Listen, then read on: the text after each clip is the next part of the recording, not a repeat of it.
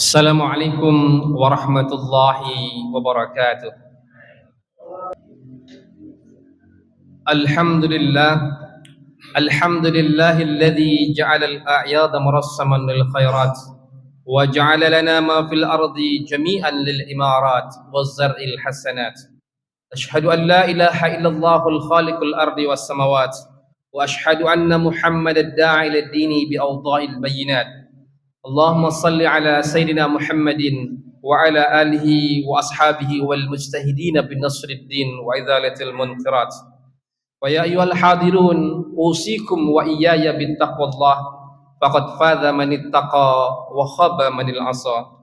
وقال الله تعالى في كتاب الكريم: أعوذ بالله من الشيطان الرجيم بسم الله الرحمن الرحيم Nahnu awliya'ukum fil hayatid dunya wa fil akhirah walakum fiha ma tastahyi anfusukum walakum fiha ma tad'un.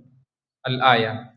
Hadirin sidang Jumat hamba Allah yang berbahagia, mengawali khutbah Jumat di siang hari dan baik ini, di hari Jumat penuh keberkahan ini, kita sudah mau berada di penghujung tahun, di tahun ini. Marilah sama-sama kita merenungi betapa besarnya nikmat iman dan nikmat kesehatan yang sampai detik ini masya Allah titipkan pada kita dan keluarga. Bayangkan betapa tidak, di hari nan baik ini, di hari Jumat penuh keberkahan ini, tentunya masih ada saudara-saudara kita yang dengan sengaja atau tidak sengaja belum mampu memenuhi panggilan sholat Jumat kali ini akibat menipisnya nikmat iman yang Allah titipkan pada mereka. Di sisi lain, tentunya juga ada saudara-saudara kita yang terbaring di rumah sakit, terbaring di rumah, tidak punya daya dan kekuatan untuk hadir bersama kita ke masjid ini akibat menipisnya nikmat kesehatan yang Allah titipkan pada mereka. Jikalah kita hendak merenungkan akan nikmat yang Allah titipkan pada kita, betapa dahsyat luar biasanya. Mudah-mudahan Allah titipkan nikmat yang banyak, nikmat kesehatan dan nikmat iman kepada kita dan keluarga dan juga kepada saudara-saudara kita tersebut. Hadirin sidang Jumat hamba Allah yang berbahagia, setiap kita termasuk khatib dan keluarga dan kita bersama, kalau ditanyakan apa sih yang kita harapkan dalam kehidupan dunia ini, setiap kita pasti ingin bahagia. Tidak ada orang yang tidak ingin bahagia. Itulah doa-doa yang kita panjatkan setiap habis salat. Rabbana atina fid dunya hasanah wa fil akhirati hasanah wa qina azabannar. Ya Allah, kasih kami kebahagiaan dunia. Ya Allah, kasih kami kebahagiaan akhirat, dan mudah-mudahan kami terhindar dari pedihnya azab api neraka. Hadirin sidang Jumat hamba Allah yang berbahagia, oleh karena itu setiap kita dari bangun tidur sampai mau tidur lagi, selalu kalau ditanya mau ngapain sih kita hidup ini, mau ngapain sih kerja, mau ngapain sih berusaha, mau ngapain sih berdagang, mau ngapain, semuanya pertanyaan itu dijawab dengan satu jawaban: pingin bahagia. Hadirin sidang Jumat hamba Allah yang berbahagia, apakah bahagia itu dengan banyaknya harta? Apakah bahagia itu dengan banyaknya ilmu? Apakah bahagia itu dengan punya anak-anak keturunan yang hebat? Apakah bahagia itu dengan punya segala-galanya? Ternyata seorang ulama Indonesia yang mendunia, namanya adalah Syekh Nawawi Al-Bantani, yang kuburannya dimakamkan di Ma'lah di Mekah, pernah menulis sebuah kitab yang sering kita kaji di setiap khutbah Jumat di masjid ini, yaitu dalam kitab Nasaihul Ibad, mengungkapkan setidaknya ada 3 tanda orang bahagia.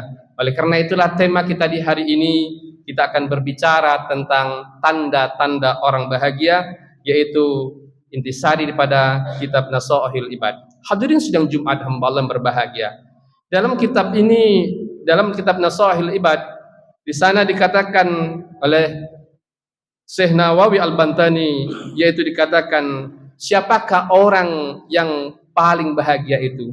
Maka dijawab, jawaban pertama adalah orang yang paling bahagia itu, karena bahagia itu dalam keistilah Al-Quran selalu dengan kata-kata sa'adah.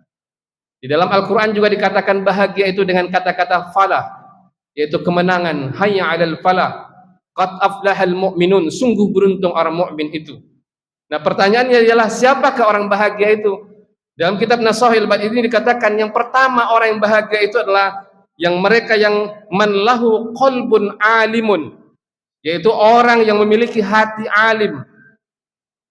Hati alim artinya adalah menyadari bahwa Allah selalu bersamanya. Menyadari bahwa Allah dimanapun ia berada, ia bersama Allah. Masya Allah, luar biasa hebatnya orang yang lahu qalbun alim ini. Hidup ini terasa nikmat, terasa bahagia karena kita bersama kekasih. Siapakah kekasih kita itu? Yaitu Allah. Hidup ini terasa lemah. Kenapa? Karena kita tidak bersama Allah. Tapi hidup ini merasa kuat. Kenapa? Karena kita bersama Allah. Sekaya apapun kita tidak ada artinya. Sehebat apapun kita, gelar kita profesor, doktor, berbagai macamnya, tidak ada artinya apa-apa kalau hidup ini tidak bersama Allah. Mau jenderalkah kita, mau presidenkah, menterikah kita, apapun jabatan kita, kalau hidup ini tidak bersama Allah, tidak ada artinya hidup ini. Kenapa? Allah lah tempat kita bersandar. Dari Allah lah kita berangkat, bersama Allah kita hidup, dan kepada Allah kita akan kembali kelak. Betapa indahnya hidup ini. Itulah kalimat-kalimat yang selalu kita agungkan. Allahu Akbar, Allah Maha Besar. Tidak ada satupun yang besar dalam hidup ini kecuali Allah. Hadirin sidang Jumat hamba Allah berbahagia. Wajar kalau kemudian kita diingatkan oleh Allah di dalam Al-Quran. Allah bizikrillah tatma'inul qulub. Hanya mengingat Allah, hati kita ini tenang. Apapun seberat apapun masalah dalam hidup ini, kalau kita ingat kepada Allah, menjadi mudah dan ada jalan keluarnya. Hadirin sidang Jumat hamba Allah yang berbahagia. Kenapa kadang-kadang kita resah, stres, pusing dan berbagai macamnya? Boleh jadi ketika ujian itu datang, kita tidak datang kepada Allahnya, tapi kita datang kepada selain Allah. Hadirin sidang Jumat hamba Allah yang berbahagia. Kenapa juga kadang-kadang kita selalu kadang-kadang melanggar aturan Allah? Karena kita tidak yakin Allah melihat kita. Padahal di dalam Al-Quran dikatakan alam ya'lam bi annallaha yara, dalam surat Al-A'la ayat 14. Masihkah kamu tidak yakin, kata Allah, aku maha melihat. Hadirin sidang Jumat hamba Allah yang berbahagia. Kenapa kita tidak tenang? Karena kita tidak yakin Allah. Oleh karena itu kunci ketenangan hidup itu pada dasarnya adalah yakin kepada Allah. Yakin Allah menjaga kita, yakin Allah menyiapkan rezeki untuk kita, yakin Allah maha melihat, dan yakin kepada Allah itulah kunci ketenangan hidup. Itulah yang dikatakan lahu qalbun alimun. Mudah-mudahan khatib dan keluarga dan kita bersama dianugerahkan Allah qalbun alimun ini, yang insyaallah kita mendapatkan kebahagiaan dunia akhirat. Yang kedua, yaitu adalah badanun sabirun. Dia orang-orang yang memiliki badan yang sabar. Badan yang sabar artinya adalah dalam menjalankan perintah Allah dan menghadapi segala cobaan ujian senantiasa sabar. Hadirin sidang Jumat hamba Allah yang berbahagia. Tidak ada seorang pun dalam hidup ini tidak diuji oleh Allah. Ujian itu akan berbeda-beda datangnya. Oleh karena itu kenikmatan hidup bukan terletak pada apa yang dimiliki orang lain, tapi bagaimana kita bersyukur terhadap apa yang Allah berikan pada kita. Hadirin sidang Jumat hamba Allah yang berbahagia. Ada 3 macam sabar dalam Islam diajarkan pada kita. Yang pertama adalah sabar dalam ketaatan pada Allah. Tidak jarang kemudian kita tidak sabar dalam ketaatan kepada Allah. Keteguhan dalam menjalankan perintah Allah. Tidak jarang kemudian ada godaan. Setiap kita melaksanakan perintah Allah, orang mengatakan kamu sok alim, kamu sok hebat, kamu sok ini itu dan berbagai macamnya. Sudahlah, cuekin saja.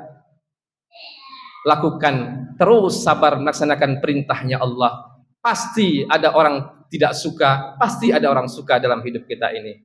Yang kedua adalah sabar dalam menjauhi hal yang diharamkan Allah. Tidak jarang kemudian kita dihadapkan pada harta-harta yang haram.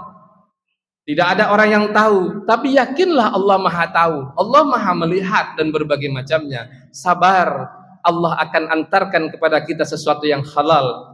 Say no, katakan tidak korupsi. Say no to haram, katakan tidak pada sesuatu yang haram. Cukuplah yang halal bagi kita. Yang ketiga adalah sabar dalam menghadapi takdir Allah yang dirasa mungkin rumit, mungkin sulit, yang mungkin sulit diterima. Ya, Masya Allah, luar biasa sabar dalam menghadapi takdir Allah ini yang mungkin tidak setiap kita. Boleh jadi khatib dan keluarga dan kita bersama mungkin gampang untuk diucapkan, tapi sulit kadang-kadang untuk menerimanya.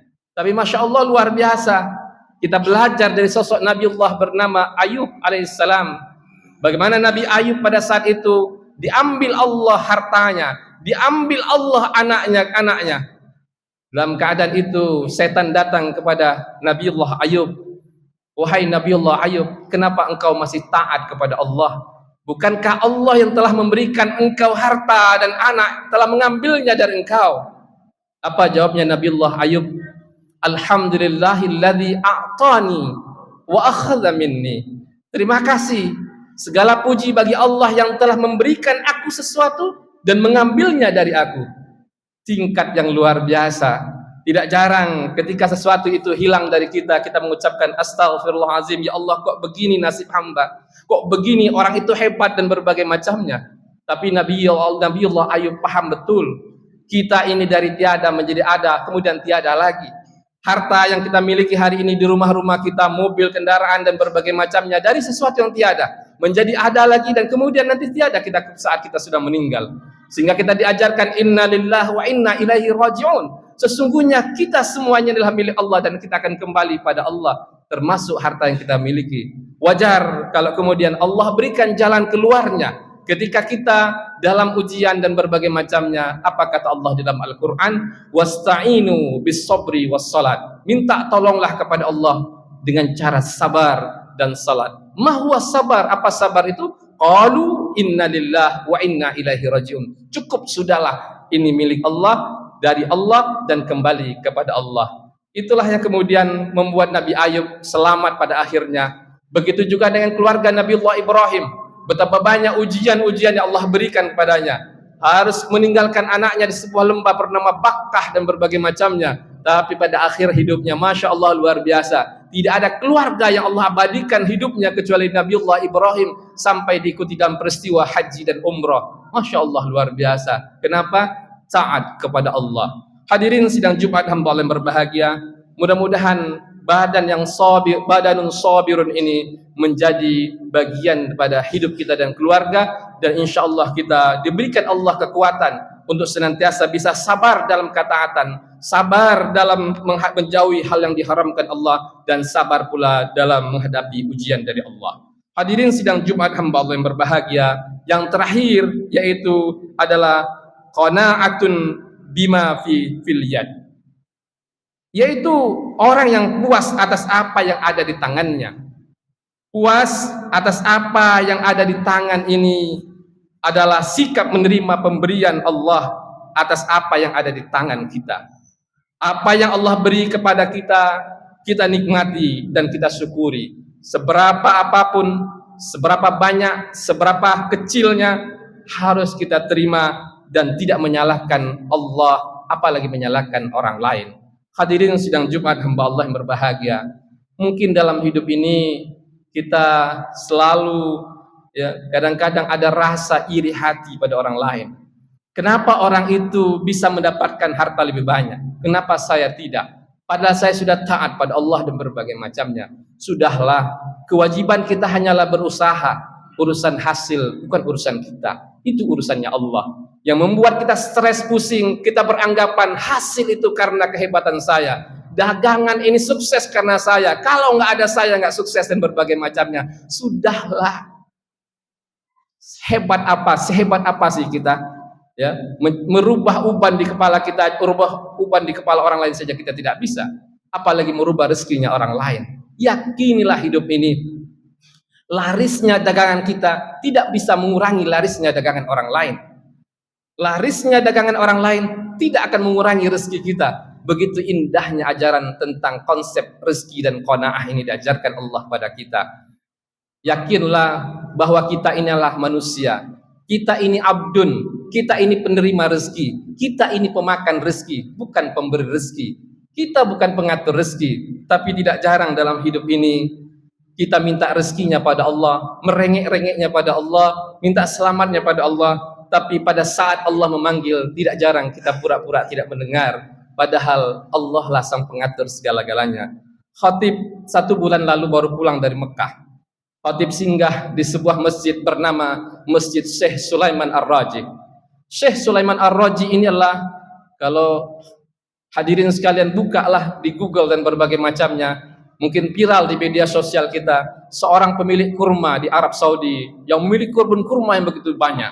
Ternyata dia juga seorang triliuner yang luar biasa.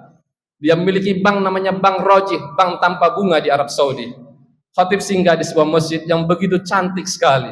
Belum pernah khatib lihat di Mekah selain Masjid Syekh Sulaiman Ar-Raji, seperti interior istana negara. Masya Allah, di depan masjid ditulislah, hadza masjid, masjid ini usisa, dibangun untuk dipersembahkan untuk ibunya. Masya Allah, luar biasa. Pada saat itu khatib ditemani oleh seorang murid khatib alumni S1 Universitas Islam Madinah. Ia bercerita bahwa setiap tahun Syekh Sulaiman Ar-Raji ini menghabiskan uangnya untuk menghajikan begitu banyak mahasiswa dan berbagai macamnya, mensedekahkan semua harta-hartanya dan berbagai macamnya. Di samping masjid dibangunlah ruko-ruko, dari bangunan itu diperuntukkan untuk biaya operasional masjid. Kebayang oleh kita betapa luar biasa seorang yang kaya, yang triliuner, tapi ia ingin menghabiskan semua hartanya untuk dakwah, untuk kehidupan. Inilah yang dikatakan al-malus salih, harta yang baik fi yadis salih, di tangan orang yang baik. Iri kita melihat Syekh Sulaiman Ar-Raji yang luar biasa. 1 minggu lalu juga khatib dalam sebuah event IIKI Jakarta, khatib diminta untuk menemani seorang senator Thailand, 23 tahun menjadi seorang senator dan sudah mengelilingi seluruh negara di dunia, bahkan memiliki rumah di tiap-tiap negara termasuk di negeri kita ini. Masya Allah, luar biasa, seorang ulama yang dilahirkan di depan Ka'bah, yang menghabiskan uangnya luar biasa untuk dakwah, termasuk kemarin menyumbang untuk IIKI Jakarta hampir 50 juta rupiah. Khatib bertanya, apa sih kebahagiaan dalam hidup? Dr. Faisal namanya. Dia mengatakan, bahagia itu pada saat saya mampu berbagi pada sesama. Luar biasa.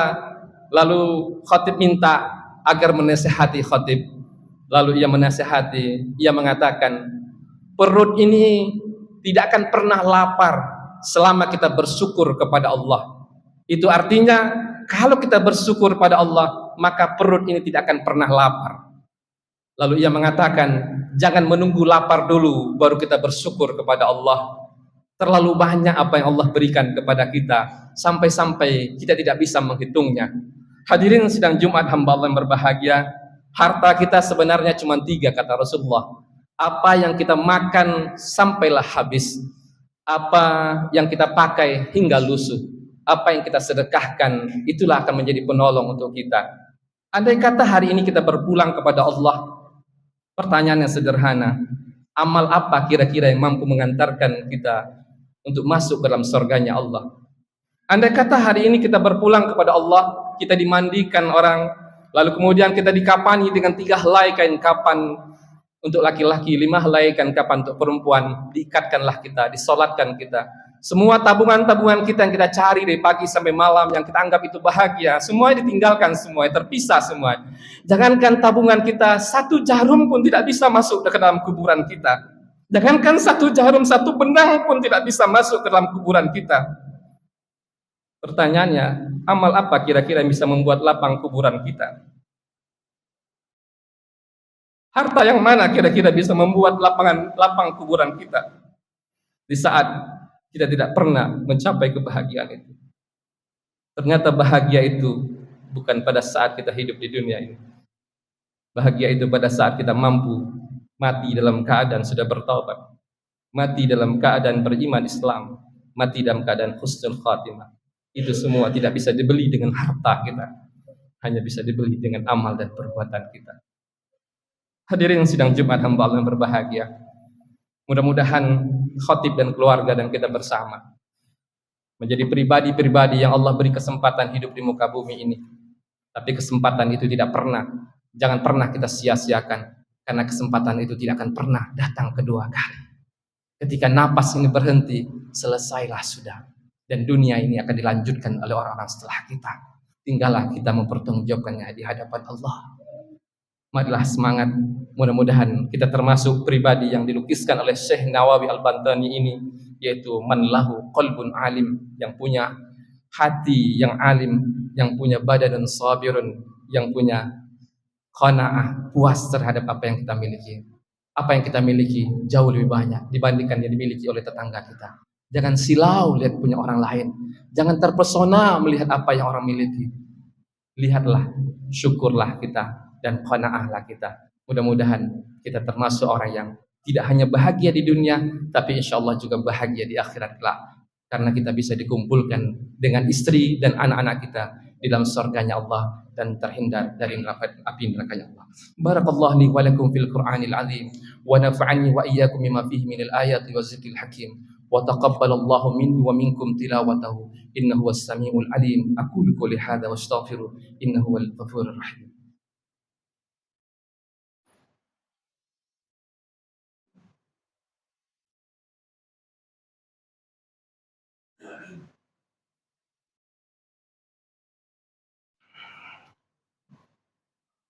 Alhamdulillahilladzi aada wal qarar. Asyhadu an la ilaha illallah wa asyhadu anna Muhammadar Rasulullah.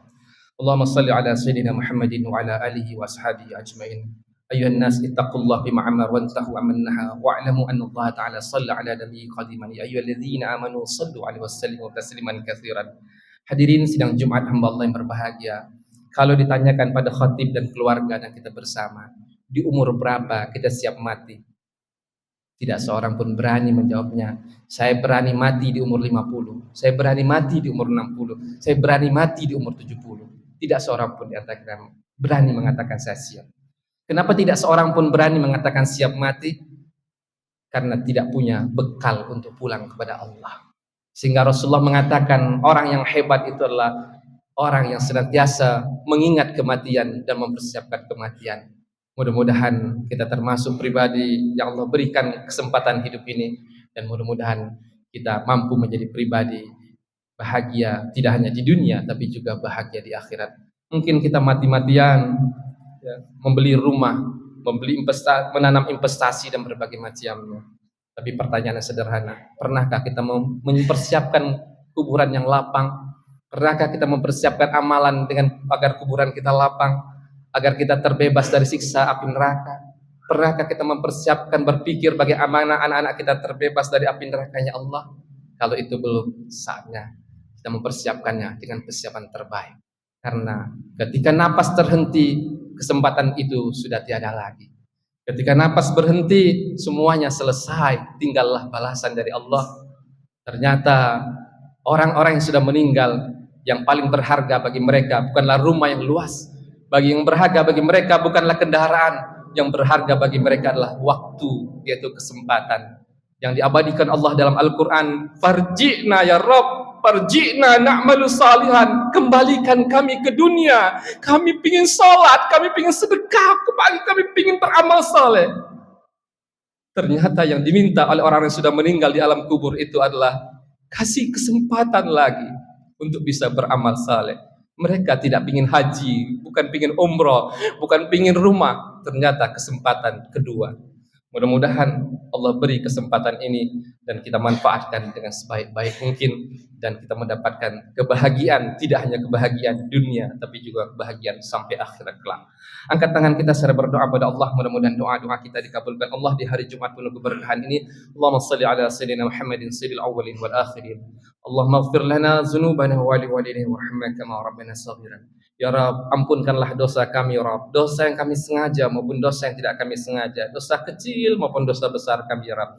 Allahumma ya Rabb, beri kami kesempatan untuk bisa bertaubat ya Rabb sebelum ajal kematian menghampiri kami ya Rabb. Kesempatan untuk bisa bertaubat sebelum tubuh kami diikatkan dengan kain kafan ya Rabb. Satu kebahagiaan dalam hidup ini ya Rabb, sebelum kematian kami tiba, Kau ampunkan semua dosa dan kesalahan kami ya Rabb. Allahumma ighfir jami'il muslimina wal muslimat al-ahya minhum wal amwat innaka sami'un qaribun mujibud da'wat. Allahumma ya Rabb ya Razzaq, titipkan rezeki yang banyak, yang halal, yang berkah untuk kami dan keluarga kami ya Rabb. Cukupkan hanya yang halal bagi kami dan keluarga ya Rabb. Jauhkan kami dari makan harta yang Kau haramkan ya Rabb. Jauhkan kami dari makan harta riba yang Kau haramkan ya Rabb. Rabb. Allahumma ya Rabb, muliakan kedua orang tua kami, saudara kami, istri kami, suami kami, anak-anak keturunan kami dunia akhirat. Andai kata hari ini kau pertemukan kami sekeluarga di dunia ini, satu harapan kami, pertemukan kami kembali kelak di surga-Mu ya Rabb. Allahumma ya Rabb, kami rindu untuk bisa berhaji, berumrah ke rumah-Mu ya Rabb. Izinkan kami ya Rabb, panggil kami sekeluarga untuk bisa berhaji, berumrah, menyempurnakan rukun Islam kelima ya Rabb. Izinkan kami ya Rabb, mudahkan kami ya Rabb, beri kami kelapangan rezeki ya Rabb. Allahumma ya Rabb, jadikan negeri kami Indonesia ini Rabb, negeri yang baldah, thayyibah wa rabbun ghafur, di mana para pemimpinnya taat padamu ya Rabb, sayang pada kami rakyat ya Rabb. Insyaallah ya Rabb, hari Rabu ini ya Rabb, insyaallah ya Rabb, kami akan memilih para pemimpin di daerah-daerah kami ya Rabb. Titipkan kami pemimpin yang baik ya Rabb. Titipkan kami pemimpin yang baik ya Rabb. Pemimpin yang taat padamu ya Rabb. Sayang ya Rabb, kami warga Tangerang Selatan ini ya Rabb akan memilih para pemimpin juga. Memilih pemimpin Gubernur Banten juga ya Rabb. Izinkan ya Rabb, mudahkan ya Rabb, berikan kemudahan, kelancaran, keselamatan untuk negeri kami dan khususnya daerah kami ini ya Rabb. Allahumma ya Rabb, jika kami meninggal ya Rabb, meninggalkan kami semua ya Rabb dalam keadaan sudah bertaubat, dalam keadaan iman Islam, dalam keadaan husnul khatimah. Rabbana ihtimna bi husnil khatimah wa la tahtimna bis su'il khatimah. Rabbana atina fid dunya hasanah wa fil akhirati hasanah wa qina azabannar. Walhamdulillahi rabbil alamin. Ibadallah, innallaha ya'murukum bil adli wal ihsan wa ita'zil qurba wa yanha 'anil fahsya wal munkar wal baghi ya'izukum la'allakum tadhakkarun. Basmul azim yaskur wa la zikrul ajam wa akbar. Aqimus salat.